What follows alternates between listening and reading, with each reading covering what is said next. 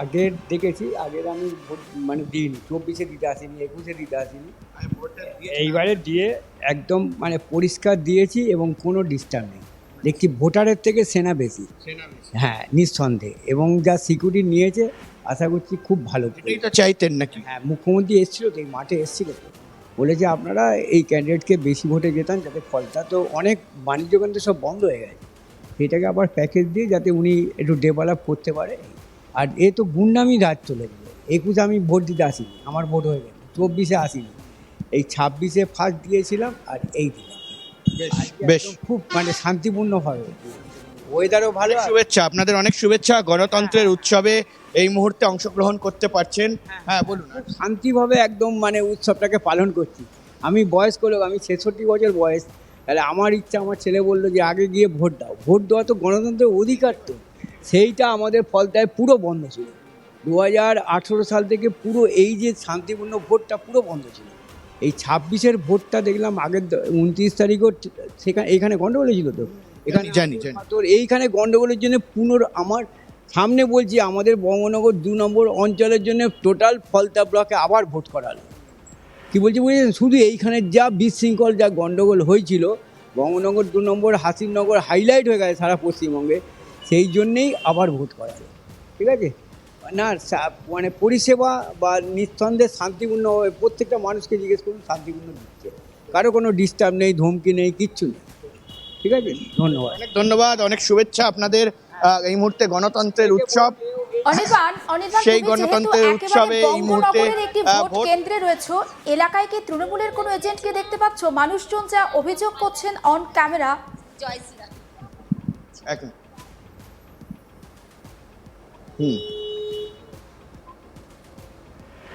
হ্যাঁ দেখো, এই মুহূর্তে দাঁড়িয়ে কিন্তু একেবারে প্রচুর অভিযোগ রয়েছে মানুষের। মানুষ ভোট দিতে পারতেন না, আতর লাগিয়ে দেওয়া হতো, ট্যাম্পারিং, ইভিএম ট্যাম্পারিং করা হতো, এই ধরনের অভিযোগগুলো কিন্তু অবশ্যই রয়েছে। এবং সে কারণেই কিন্তু কমিশনের তরফ থেকে বড় সিদ্ধান্ত নেওয়া হয়েছে যে পুরো বিধানসভা কেন্দ্রে একেবারে রিপোলিং হবে, পুনর্নির্বাচন হবে। অর্থাৎ সেজন্যই কিন্তু এই মুহূর্তে মানুষজন একেবারে নিঃসন্দেহে নির্দ্বিধায় ভোট দিতে আসছে আজকের দিনে দাঁড়িয়ে। এর আগে কি ঝামেলা হয়েছিল এবং আজকে সম্পূর্ণ আলাদা ছবিটা? ছবি একদম আলাদা, সম্পূর্ণ আলাদা। এখন তো কেউ কিছু বলছে না, যে যার মতন যাচ্ছে, ভোট দিয়ে চলে আসছে। আগে কি হয়েছিল, বলে দিয়েছিল এতে ভোট দিতে হবে, কিছু করার নেই। আমাদের মানে থাকতে গেলে, শান্তিপূর্ণ থাকতে গেলে তো দিতেই হবে। এবারে খুব সবাই খুশি, মানে নিজের মানে ব্যক্তিগত কাকে দেবো না দেবো সেটা তো নিজের ব্যাপার না, নিজের দিকে দেখতে পাচ্ছি, এটাতেই খুব খুশি। সে যাকেই দিই না কেন, সেটা তো আমার নিজের পার্সোনাল না, খুব খুশি। ধন্যবাদ, জয় শ্রীরাম। একেবারে ফলতাবাসীকে কিন্তু এই মুহূর্তে শুভেচ্ছা যে তারা নিজের ভোট নিজেরা দিতে পারছেন, গণতন্ত্রের যেই প্রক্রিয়া, সেই প্রক্রিয়া অংশগ্রহণ করতে পারছেন। মূলত এই ছবি এই মুহূর্তে উঠে আসছে। দেখতে পাচ্ছ যে কিভাবে মানুষজন কিন্তু ধীরে ধীরে আসছে। তবে একটা জিনিস বলে রাখি, এই মুহূর্তে যে 93% বা 94% যে ভোট গ্রহণ আমরা দেখেছিলাম এইবারের নির্বাচনে, সেই শতাংশ নির্বাচনের ভোট গ্রহণ কিন্তু আজকে হবে কিনা সেই নিয়ে কিন্তু অনেকটা সন্দেহ রয়েছে। কারণ একেবারে সপ্তাহের মাঝের দিন, এবং সেই লাইনও কিন্তু আমাদের একেবারে চোখে পড়ছে না এই এলাকায়।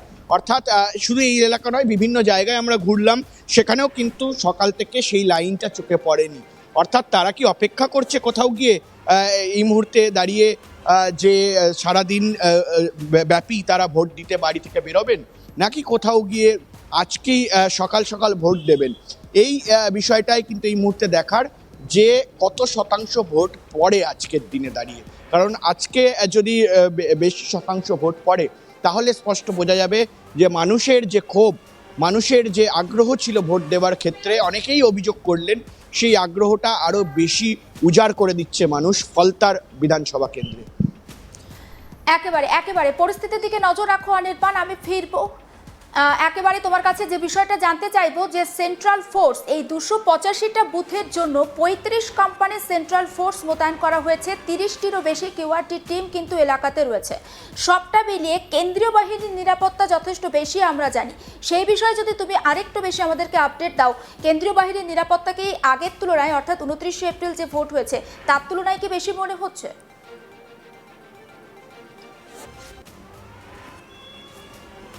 দেখো অবশ্যই বেশি। প্রথমেই আমি এই কথাটা বললাম, প্রথমেই আমি ছবিটা দেখালাম যে এই মুহূর্তে দাঁড়িয়ে তুমি দেখতে পাচ্ছ যে ঠিক আমি শুভজিৎকে বলবো একটুখানি সরে এসে পুরো ছবিটা দেখাতে, যে ঠিক সামনে আমি দেখতে পাচ্ছি যে এখানে কিন্তু সেন্ট্রাল ফোর্সের জওয়ানরা বসে রয়েছেন, তার পাশাপাশি কিন্তু আমি দেখতে পাচ্ছি যে ওখানে পুলিশ অফিসাররা বসে রয়েছেন এবং একেবারে ঘেরাটোপের মধ্যে কিন্তু গোটা এলাকাটা, গোটা বুথটা কিন্তু একেবারে পুলিশের ঘেরাটোপের মধ্যে। এবং একজনের সঙ্গে কথা বললাম, তুমি শুনলে, তিনিও কিন্তু একই কথা বললেন যে আজকে দাঁড়িয়ে ভোটারের তুলনায় সেন্ট্রাল ফোর্স বা পুলিশ ফোর্সের যে এই মুহূর্তে ডিপ্লয়মেন্ট সেটা কিন্তু অনেক পরিমাণে বেশি রয়েছে এবং সে কারণেই কিন্তু আমরা সেই ছবিটা এই মুহূর্তে স্পষ্ট ভাষায় বলতেই পারি যে এই মুহূর্তে দাঁড়িয়ে যে অনেক পরিমাণে কিন্তু সেনা, অনেক আধা সেনা এবং অনেক পরিমাণে পুলিশ এই মুহূর্তে দেওয়া হয়েছে।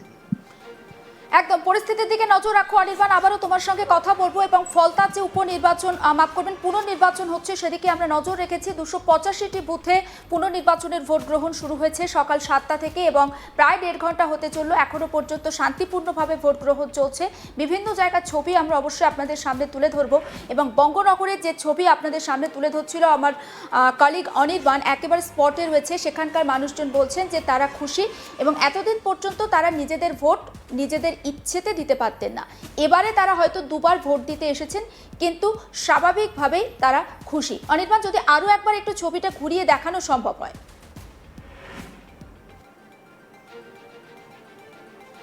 কথা বলার চেষ্টা করব, আমাদের প্রতিনিধির সঙ্গে যোগাযোগের চেষ্টা করব, তবে তার আগে আরো একবার একটু ছবিটা আপনাদেরকে দেখাবো। ফলতার ছবি আপনারা দেখতে পাচ্ছেন। সঞ্জয় মাঝি আমার অপর কলিগ আমার সঙ্গে থাকবে, তবে তার আগে আরও একবার জানিয়ে রাখি সকাল 7টা থেকে কিন্তু এই পুনর্নির্বাচনের ভোট গ্রহণ শুরু হয়েছে। 285টি বুথে চলছে ভোট গ্রহণ এবং সেখানে কিন্তু এই মুহূর্তে যেটা জানতে পাচ্ছি যে শান্তিপূর্ণভাবে ভোট চলছে। সঞ্জয় মাঝি আমার অপর কলিগ রয়েছে ফলতা থেকে। সঞ্জয়ের ক্যামেরাতে ঠিক কী ছবি ধরা পড়ছে? সঞ্জয়, তুমি ঠিক কোথায় রয়েছো, সেখানে কী ছবি দেখতে পাচ্ছি? এইটা হচ্ছে 142 নম্বর বুথ, মূলত সেই বুথে এখান থেকে কিছুটা দূরে সেই বুথটা আছে, যে বুথটায় মূলত গত যে কিছুদিন আগে যে ইলেকশন হয়েছিল তাতে যেমন একটা সন্ত্রাসের বাতাবরণ বা ভয়ের বাতাবরণ ছিল সাধারণ মানুষ।